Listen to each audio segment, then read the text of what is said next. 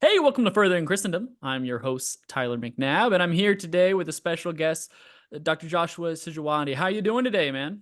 I'm doing very well. It's so good to see you, Tyler, and I hope you're doing well.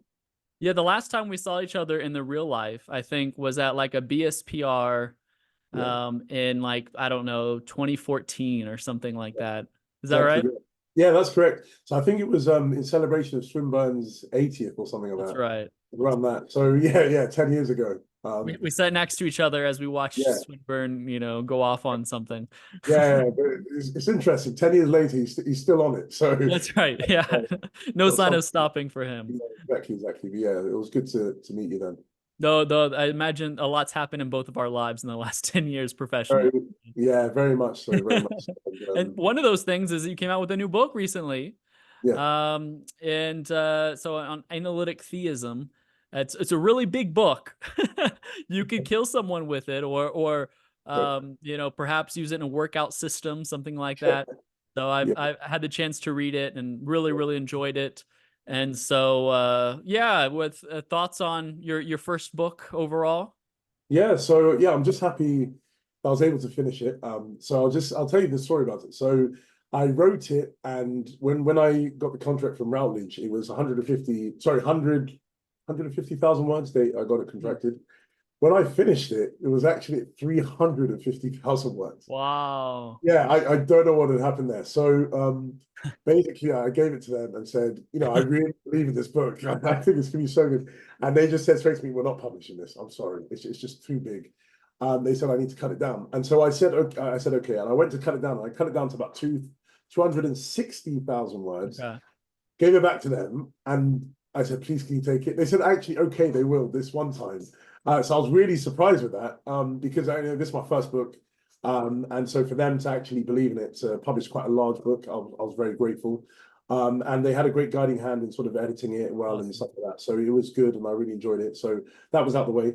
The good thing is I didn't lose out that sort of 100,000 words because then that goes into my second book on the ontological argument. Uh, so Um, this book originally was going to have sort of an a priori way to defend God and an a posteriori way that I feature in the book. But then thank the Lord that it wasn't publishing that because I think that's probably yourself and maybe my grandma who's read the book uh, as it, the way it is now. Can you imagine if it was over yeah, 300 words? That no one will be reading that. So I'm actually grateful in the way that they told me to cut it down. Um, that's interesting. Yeah, and that's really great. Well, so I noticed in your book, it's so I knew you and I knew it was going to have some sort of Swinburnian inspiration, right? But I was surprised you didn't actually take like his like traditional Bayesian, pure Bayesian approach to yeah. arguing about God. And so, can you talk a little bit about kind of why you didn't do that, and maybe a little bit more? You engage inference to the best explanation, or as you call it, a version loveliest explanation. Can you explain a little bit more about that? Yeah, so generally Swinburne's had probably the most influence outside of my own family members or my own thinking about my life. And philosophically, I've learned so much from him. And my sort of first foray into natural theology. So I wrote two papers. I think this was around 2020, 2021, which was Fundamentality in the Existence of God, Grounding in the Existence of God. Oh yeah, and then I wrote a third one, which was Modal Metaphysics in the Existence of God. You can see I'm not very original with the titles, but yeah, those three papers, they were sort of doing a similar thing what I was hoping to do in the book. But I was very sort of wedded to Swinburne's approach. I didn't utilize his Bayesian sort of methodology full scale, and I'll explain about that why after. But I was sort of very into sort of Swinburne's way of doing things. But then when I sort of delved deeper, when I was writing this, and I was delving deeper into sort of the literature on the philosophy of explanation and metaphysical explanation and stuff like that, I found that the methodology that I sort of featured in the book fit very well with what I was actually trying to put forward. And so I felt Swinburne's approach didn't fit with the way I was trying to argue. Though something that I will say is that Swinburne himself, outside of sort of his Bayesian sort of system, he does use sort of an inference to the best explanation approach He just couches that within Bayesianism. And sort of you see this with his book, Is There a God? Sort of the popular level book, where he doesn't go into like all the Bayes factors and stuff like that, but he just sort of uses a criteria and says, is God the best explanation given this criteria? He's simple, blah, blah, blah. So in a way, following sort of the path of inference to the best explanation with the more sort of general methodology that's not Swinburnian, that's what I felt sort of fit with the methodology that I wanted to put forward. But I do feel that it sort of does dovetail with some of the things that Swinburne was trying to do with his work. However, why I don't use sort of a Bayesian system like Swinburne's is just because I don't think it's necessary. Now, what I mean by that is, what happens a lot of the time when people are reviewing Swinburne's work or they're critiquing it or putting forward arguments is that they sort of get lost with the numbers instead of actually what he's trying to say. And so they'll be like, oh, you can't sort of set the prior probability with, that specific factor or this or this or that. And they get into sort of the argument about the numbers. And you see this a lot with, for example, not his Existence of God book, but his Resurrection of God Incarnate book. 0.97? Yeah, exactly. And even though he only featured that in the appendix of the book, that was sort of what everyone was saying, oh my gosh, he argued in that way, God was incarnate in Christ at 0.97. And that sort of gets lost in the weeds and actually not looking at the argument. So I was saying, is it necessary to actually use numbers? I know it makes it seem like it's very precise, but also in another way, it's not super precise because the numbers are just sort of heuristic devices, because you can't really put a very certain number on this type of investigation that we're doing. So yeah, for me, I just felt that it's not going to be helpful in when people are trying to analyze what I'm actually trying to put forward. And so I said, so it avoids like a whole controversy, basically. Yes, the whole controversy. You can get to the heart of the matter while avoiding the controversy. Exactly. Yes, yeah. But then also, I felt that inference to the best explanation is sort of the working methodology of what a lot of scientists are using or other people are using in different areas of inquiry, like history and stuff like that. And a specific one that I really, really liked was Peter Lipton's, who wrote a very famous book, just literally termed Inference to the Best Explanation, where he puts forward a certain interpretation of what inference to the best explanation is trying to do. What it's trying to do is trying to look for the loveliest explanation of the data instead of the likeliest. So when we're trying to understand what is the best explanation for certain evidence or data, we're trying to put forward an explanation that increases our understanding of the data better. And that will be what we call the loveliest explanation. And so what he says is you can't straight away look for the likeliest explanation because you're then going to be just doing circular reasoning. What you need to do is look for the loveliest, and loveliness is a symptom of likeliness. So he then says the loveliest explanation, whatever the loveliest explanation is more than likely, if I'm using that word twice, the likeliest explanation. So it has the symptoms of likeliness. And so what I really liked is that allows me then to sort of bring into account other important things within scientific investigation, such as theoretical virtues and stuff like that. So I was able to bring that into my approach. Can you just very briefly talk about some of the theoretical virtues within? Yes. Yeah, so exactly. So what I did, I sort of bridged together two methodologies. So I used, as my overall methodology, was inference to the best explanation put forward by Lipton, which is looking for the loveliest explanation of the data.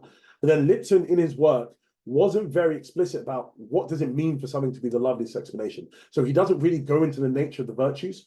So then when I was doing my research, I found a very, very good paper by a guy called Michael Keyes, where he basically provided the systematization of all the theoretical virtues that most scientific systems utilize. And so he sort of put these in 4 virtue classes. So you have the evidential virtues, you have the coherential virtues, you have the aesthetic virtues, and you have the diachronic virtues. So basically an explanation that we put forward should try and express all the virtues that you find within these classes. So just to go through these sort of a very general level, the evidential virtues have sort of 3 main virtues. So if you have an explanation that sort of exemplifies the evidential virtue classes, you'll have one that fits with the data, so that has evidential accuracy. It will then have causal adequacy, which is a second virtue in that class, which is the idea that you'll be able to put forward a causal explanation. So you don't just say it fits with the data, but you say we can actually identify the cause of this thing occurring. And then you'll have something called explanatory depth. You'll then be able to also provide a very deep explanation of the data. You'll be able to look at all of the links and all of the counterfactual sort of questions associated with it. So that will be one that sort of fits with the explanatory sort of virtues, the evidential virtues. And then the coherential virtues are more of an internal class of virtues, where you look at the internal consistency of the explanation. Are the components consistent? Are they contradictory? The internal coherence, are the sort of components harmonious, or is there sort of ad hoc suppositions added to it? And then you have the universal coherence virtue, which is, does our explanation fit with other theories within other areas of knowledge? Yeah, And so other theories of inquiry, is it consistent with like biology and psychology? Exactly, yeah. And then you go to the aesthetic virtues, which again is an internal class, where you look at sort of the beauty of the hypothesis. This one sort of drops out because it sort of gets collapsed into the other two. But the beauty of the hypothesis is, would a properly I know you love proper functioning. But would a properly functioning individual find this hypothesis to be aesthetically pleasing when they look at it? But then what Key says is that this doesn't really capture very substantial virtue, because it then sort of falls into the other two, which is simplicity and unification. So normally you'll have a beautiful theory when you have a simple theory that unifies all of the data that we're trying to put forward. So simplicity of a hypothesis is just, does it posit a few number of things quantitatively, qualitatively? And then also with unification, does it have a sort of a small amount of content which is able to unify a vast amount of data that will allow it to have that one? Yeah, and you've even used this sort of reasoning when it comes to kind of like the first topic you really address is the fundamentality discussion. And I really like that you pull from like Ricky Bliss's work as well. And you kind of say, hey, just as there's epistemological foundationalism, coherentism, infinitism, there's also like the metaphysical versions of this. Yes, exactly. And you make kind of you utilize these this criteria and apply it to argue for foundationalism. Can you tell us just a little bit about that? Yeah. So what I do after I sort of introduce the methodology I'm using, so just to understand how inference is the best explanation works again. So Lipton believes that there are two stages in our inferential analysis. Stage one is where you sort of take, let's say you have some data that you're trying to explain. In stage one of the analysis, you will take all the logically compatible explanations of the data. Now, this could be a very wild range of things that don't seem plausible, but you take them all into account. And then you sort of filter them through with an epistemic filter to try and find the plausible explanation. So you move, let's say you have a pool A with all the logical compatible explanations. You then use the filter to filter them out, and you move into a pool B with all the plausible explanations. After you get the plausible explanations, you move into stage two, where you then select the one plausible one, which is the best explanation. So stage one is a generation stage. The second stage is a selection stage. So when I look at the fundamentality question, I'm sort of going through stage one and saying, let's say our data is that there are non-fundamental, or actually I take a weaker stance. I say there appears to be non-fundamental things within reality. Okay, so there is an appearance that there are things that are non-fundamental. Now, what best explains this? What is logically compatible within the metaphysical realm? And so I take sort of certain metaphysical frameworks that try to explain the appearances of non-fundamentality. So I take metaphysical foundationalism, I take metaphysical flat worldism, which is a weird one. I then take metaphysical infinitism, and I take metaphysical coherentism. So I take these sort of four metaphysical frameworks, and I say these are the logically compatible frameworks with the data. And then I try to filter through by using this criteria that takes into account the virtue classes I was speaking about, and say, given simplicity, given unification, given the evidential virtues, which is the one that we should favor? And I take that to be the metaphysical foundationalist framework. And then after I've sort of filtered out all the other ones, I put metaphysical foundationalism in pool B.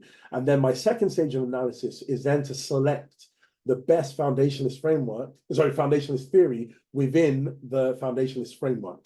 So stage one is sort of the more general one, to select which framework we should work with in our analysis. Then after I've selected that, I've moved that into pool B. I then select the specific one that I believe is the best foundationalist theory. Yeah, and so for example, on metaphysical infinitism, you might think that that's not so simple, right? It might not be as elegant. in reference to the virtues that you discuss. So you go through the different criteria, and you end up arguing that really foundationalism is best. But then once you put foundationalism in the slot, so to speak, then you specifically argue for what you call like a trope theoretic theism model, right? Yeah. Can you tell us a little bit about that? Yeah. So exactly. So after I do sort of my analysis, and I try and provide a rigorous analysis why we shouldn't favor all of these frameworks, because I know the pushback would be, if I jump straight into arguing for theism, people will be like, well, I don't believe in foundationalism. I'm an infinitist, or Right. I believe in coherentism. So I'm saying, actually, no, there's good reasons to filter this out. So we don't even have to look at those frameworks. We now need to decide what is the best foundationalist framework. And so then I put forward sort of my second stage of analysis, that there are 6 main foundationalist frameworks. So I pull from different areas within sort of contemporary metaphysics. My own theory I put forward is called trope theoretic theism, but then I look at other theories. So the other alternative ones are monistic substantivalism, which was put forward by Jonathan Schaffer. Then I look at something called pure stuff theory, which was put forward by Ned Markosian. Another one I put forward is mereological bundle theory, which was put forward by Laurie and Paul, L.A. Paul. And then I look at extended simples theory, which was put forward by Chris McDaniels and Peter Simons. And then the last one is priority-based structural realism, which is sort of an ontic structural realism view. But the one that I look at is defended by Kerry McKenzie. So I take all of these 6 theories and I say, these are the ones which I believe are the working foundationalist theories. And the one that I'm sort of trying to argue for throughout the book is trope theoretic theism, which is the idea that it's theism, so the idea that it's the claim that there is a God, but the way that I understand God is to be a maximal power trope. So the way that I sort of conceive of God ontologically is, or the way I model him. So this is not to say that this is how God actually must be the case, but this is the model that I put forward that we can best understand, is as a maximal power trope. So a trope, as you know, a lot of your listeners will know, is a type of entity that is put forward by people who hold something called classical trope theory. So one of the main guy who put forward this idea in the 20th century was D.C. Williams. But then you have other people like Keith Campbell, which is the idea that the elementary things within reality are tropes. And tropes are abstract particular natures. Now, it's important just to note, by the way, that there are different conceptions of what a trope is within sort of the realm of trope theory. But classical trope theory takes, as I said, a trope to be an abstract particular nature. Some other people would define them as particularized properties, but that's actually not what classical trope theory says. They said they're abstract particular natures. And then what I then did is I looked at further work on classical trope theory, which was done by Robert Garcia and Michael Laux, I always struggle with his name, where they sort of identified that there are different types of tropes. You can have modifier tropes and module tropes. A modifier trope is a trope which is non-self-exemplifying property. So you have certain abstract particular natures which are properties, and they're called modifier tropes. And then you have other types of tropes called module tropes, which are objects which are self-exemplifying. And so what I identify God as the latter type of trope. God is a module trope, so he's an object who is self-exemplifying. The specific character that he exemplifies is maximal power. And then from maximal power, with certain Swinburnian reasoning, you can then sort of derive the other attributes from God being maximally powerful. He's then also maximally knowledgeable, good, free, eternal, all those sort of things. So that's sort of the view I put forward. So go ahead and give me a quick, 30-second explanation of Shaffers View, and then tell me your initial reasons for why preferring your trope theoretic model. And then what I'm going to ask is, in the second part of the book, you then look at kind of, which theory better predicts or explains certain metaphysical and scientific theories. And so the two that I want to specifically talk about is, the chapter on quantum mechanics, why you say your theory better explains that. and then also time, or specifically like four-dimensional blockism, or what have you. So kind of two-part question. One, what are your initial reasons for thinking the virtues favor your account over Shaffers? And then secondly, specifically when it pertains to quantum mechanics and time. Okay. Yeah. So Shaffers' view, and it's other people have defended it as well, is the idea that the fundamental entity. So remember that we're looking at foundationalist theory. So all of these entities that are posited by the theories, the 6 theories I look at, are trying to say that this is the fundamental entity within reality. So just before I go into Shaffers, I also do separate them into monistic foundationalism and pluralistic foundationalism.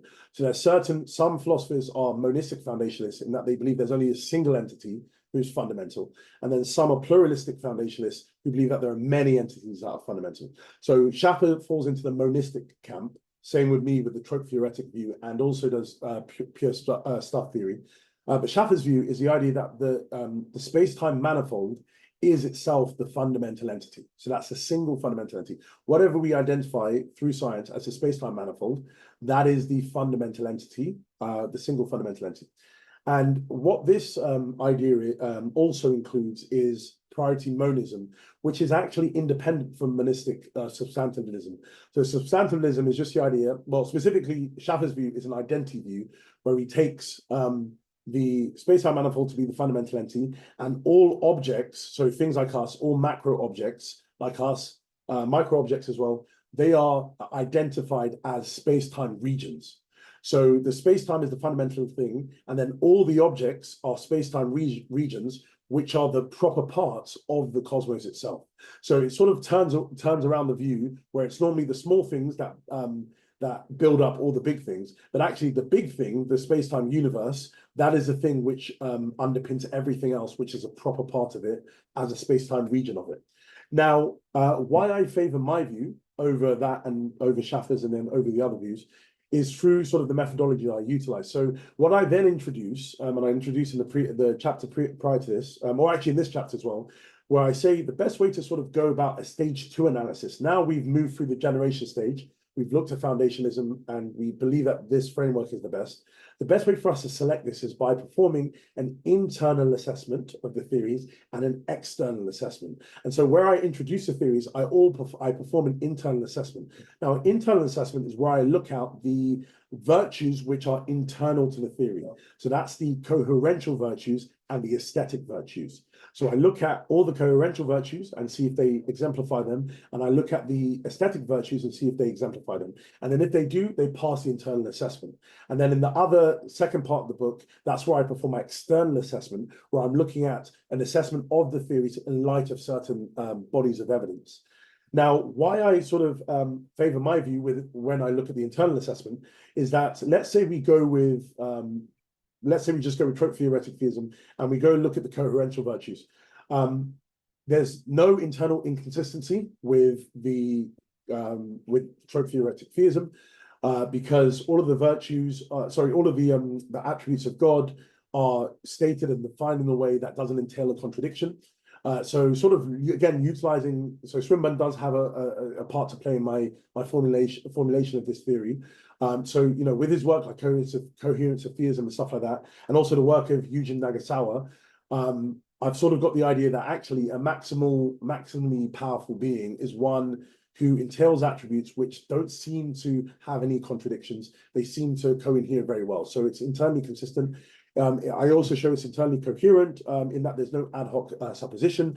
All of the attributes are harmonious, they work together. And then also it's universally coherent because God is identified as a trope. Tropes are things which are found in other ontologies outside of my specific theory. So it's not like, and this is where I push back against Swinburne. In Swinburne's work, Swinburne identifies God as a spirit.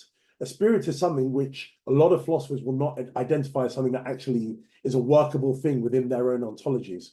But a trope is something which is identified to work within many ontologies. Schaffer himself is a trope theorist. A number of other philosophers are trope theorists. You have people using tropes to make sense of, you know, the realism debate. when it comes to properties, also things within the philosophy of physics. So tropes are things which are found within various areas of wider neighboring fields. And so the entity that I posit is something which seems to have universal coherence. It coheres well with other neighboring fields. And then when we get to the aesthetic virtues and we look at, let's say we start with unification, we posit one single entity who has maximal power. So anything we say about God, God is going to have the ability to bring everything about. Whatever we state, it's going to be, because he's maximally powerful, and his maximal power leads to him being maximally free, so he'll bring about things that he only has reason to bring about. And he's also maximally knowledgeable. He knows everything that's true. But whatever God decides to bring about is going to work together well. So whatever God brings about through his maximal power is going to be a unified system. So we have one single entity who's able to unify whatever thing he sort of brings about. So we seem to have unification. And then when it comes, and this is the key one, about simplicity. So we have quantitative and qualitative simplicity. Quantitative simplicity is where you posit the fewest number of entities. And qualitative simplicity is when you posit the fewest number of kinds or ontological categories. Now, when it comes to God, specifically as a trope, and this is where it's quite interesting, we have a single entity, so this one maximal power trope. So it seems to be the fewest number of entities, just one. But then we also have an entity that doesn't have any properties. And this is where my view is quite different. Not to sort of go into the weeds on this, but I don't see God, and you'll probably affirm this as well through a classical theistic view, God doesn't have properties. God is identical to whatever we predicate of him. Now, the way I make sense of that is through things called aspects, which we don't need to get into, but it's the key idea that whatever we predicate of God, his power, knowledge, goodness, are all identical to God himself. So they're not properties. So actually, we posit God we posit an entity that has zero properties. And then when it comes to qualitative simplicity, it's actually interesting that God doesn't actually fall into any kind. Now, again, a classical theist will be happy to say this because God doesn't fall into a genus or kind. But also philosophically, we can argue for this from my view, because tropes are not instances of kinds. Kinds are universals. Normally, people take them to be substantial universals, which are instantiated by objects. But tropes are not things which instantiate universals. Normally, when you're a trope theorist, you don't posit universals. So tropes normally play the role of kinds, but they don't instantiate kinds. So that means then God doesn't fall into any type of kind. So again, he has zero kinds that we put forward. So what we have then is a single entity who exemplifies zero properties, exemplifies zero kinds. So we really have the simplest entity that you can put forward. Now, when we then do an internal assessment of monistic substantialism, we seem to have problems, not in, so I'll just focus on aesthetic virtues here to not waste time. But I do also feel that it has problems with the coherential virtues. But with the aesthetic virtues, we seem to have problems with quantitative and qualitative simplicity. Quantitative simplicity, even though we have one entity posited, something that Shaffer says is that the properties of each of the objects of the universe. So if you remember, the universe is the fundamental space-time manifold, and all the objects that exist within the universe are space-time regions of the universe. And the properties of every space-time region, so the properties that I have, being tall, being black, being whatever I am, all of these properties are pinned onto the regions themselves. So they're pinned onto the universe. So this means then that the universe has a near infinite amount of properties that it exemplifies. Because it doesn't exemplify, I exemplify the properties, but because I'm a space-time region of the universe itself exemplifies those properties. But then what we have is an entity that is a single entity, but it has a vast amount of properties that it posits. So it's not actually the fewest numbers of entities that are posited by this theory. And it's then not one simple, powerful trope. It's exemplifying. Yeah, so much. Yeah, it's exemplifying so much. Near an infinite or an infinite number of tropes. Yeah. Exactly. Yeah. And last thing with qualitative simplicity, you have to posit a substance attribute ontology, because you have the universe being a substance, and then it exemplifies all of these attributes, and the universe itself will fall into kinds. It will fall into kinds, so it's going to have a few kinds that it exemplifies, compared to trope theoretic theism, which is of zero kinds. So again, what I'm saying is when we have an internal assessment, it seems to be the case that we have the simplest type of entity that we put forward that unifies all of our data because of its maximal power and is fully coherent, but that doesn't seem to be the case for monistic substantialism. So internally speaking, it seems like trope theoretic theism is passes the test in reference to like elegance and so forth. When Yes. it comes to kind of the how the external tests, as you call them, um, I'm gonna ask you to do something very challenging, Yes. um, and that's within just like a couple minutes, explain why it's the trope theoretic account is better for understanding quantum mechanics and time. Okay. So just to preempt that, sorry, my explanation, just so everyone understands why I focused on quantum mechanics and temporal ontologies. What I did in my book, I was basically saying that the metaphysical structure of reality has six or five, yeah, six elements. So I say that there are six elementary features of metaphysical reality: physical, a physical element, a temporal element, an ontological element, a relational element, a personal element, and an experiential element. So each of the chapters of the book are looking at these elementary features of reality. And what I'm saying is that God explains all of these, is the best explanation for all of these elementary features. And so where this sort of quantum mechanics and the time sort of question comes in is the first two areas of that: the physical element of reality and the temporal element of reality. Now, the physical element of reality focuses on quantum mechanics. Now, quantum mechanics, and I quote David Wallace, who's a great philosopher of physics, and he, at the beginning of the part of this chapter, he says that quantum mechanics is the most, and I'm paraphrasing here, but basically it's the most evidentially grounded scientific theory in existence today. So quantum mechanics is one of the most important, or the most important working theory within science. Even though we speak about evolution, all these sort of things, it's quantum mechanics, which is really the bee's knees of everything. And so if we're going to put forward metaphysical theories, can our metaphysical theories make sense of the ontological implications of the theories put forward in in quantum mechanics? And so what I look at specifically is two areas of quantum mechanics. I look at the existence of the wave function, and I look at the event of the collapse of the wave function, just to sort of explain that a little bit more. So the wave function is just normally it's taken to be a mathematical tool that sort of expresses the possible configurations of a quantum system. So you have a quantum system, a particle or whatever, and it explains sort of the certain configuration states that it can go into. So that can be about position, about momentum, about spin and stuff like that. And so the wave function is a mathematical tool. Now, there are certain people, though, who are called wave functional realists, who are people that believe that the wave function is not a mathematical tool, but it's actually a physical object. It's a physical object it's a field, basically. It's a field, which is a physical object that exists within a higher dimensional space called configuration space. So not to get too sort of complicated, but there are two spaces that are posited by wave functional realists. And wave functional realism is a very, even though it's a minority view within science, because a lot of scientists aren't looking at these ontological questions, but a lot of people that do look at these ontological questions are sort of signing up to wave functional realism. And so wave functional realism is, just as I was saying, there are two types, there are two spaces. There is our 3/4 dimensional space where we macro objects and the micro objects exist. And there is a high dimensional 3n space where the wave function exists. And this wave function is posited to be a real physical entity, which is a field that, again, expresses the possible configurations of everything within the three-dimensional space. Now, why this is spoken about here is because the wave function by a lot of these realists is taken to be the fundamental entity that grounds everything that exists within the 3/4 dimensional space. And so it's a very important thing, because the wave function is the entity that's basically holding everything together. And so what I was then trying to say is, what metaphysical theory best fits with this? Because I argue in that chapter that the way against wave functional realists, that wave functional realism, the wave function isn't the fundamental entity. It does require an explanation for its existence. Now, which metaphysical theory can best explain this? Is it my trope theoretic theism? Is it the other 5 theories that we look at?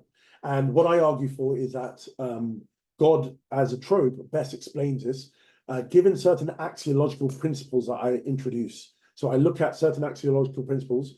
And so just to also say something, every theory that I put forward has certain principles that are governing it. So theism has axiological principles, and then monistic substantialism has certain fundamentality principles, like priority monism and stuff like that. So what I'm saying is, given the axiological principles that we put forward in theism, and given that God is a maximal power trope, we should expect him to utilize, to create something like a wave function, which will then be the thing that sort of grounds all of reality. And so, not to sort of get into the argument of that, because that might take, it might bore a lot of people, but the idea here is that God, given his goodness, will want to bring about a complex entity like the wave function. And then the second thing I look at is the collapse of the wave function. Now, this is something that a lot of people might have heard. So what people have noticed is this weird thing that happens to the wave function within quantum mechanics, which is called the collapse, or the wave function collapse. So it's the idea that upon measurement, the wave function seems to collapse into a determinate state. So what certain scientists, philosophers of physics say is that the Schrödinger equation, which is an equation that governs the wave function, the way that it evolves, it implies that the wave function will also be in a state of superposition.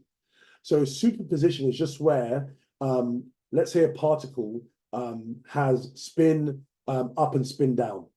If it's in a superposition, then it will be in a state of spin up, and it'll be also in a state of spin down at the same time. So every single thing, it falls into this, at the microscopic level, falls into this superposition state. And so people might have heard of Schrödinger's cat experiment, thought experiment. So it's the idea of the cat being dead, cat being alive. Before we open the box, the cat is in a dead state and in an alive state, given quantum mechanics and it being in a superposition. When we open up the box, we then find it in a determinate state. Or people might have understood So real quick, my Zoom is telling me, sadly, that I have like 40 seconds left. So try to wrap it up I'm so sorry. Try to wrap it up real quick. Yeah.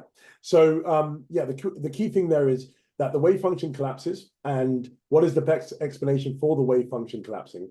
And so the idea here is, as I say again, I believe that God, instead of monistic substantialism, is something that we should expect, because God will want to bring about something like the wave function collapsing. Because if everything was in a superposition state, we wouldn't have observability, we wouldn't have science. Yes. Oh, I've got to speak for this. So that is something that we'll expect God to bring about, but we shouldn't expect that with something like monistic substantialism, which shouldn't lead us to there ever being a wave function collapsing into a determinate state. Very good. Well, thank you so much, Josh. Thanks for joining us.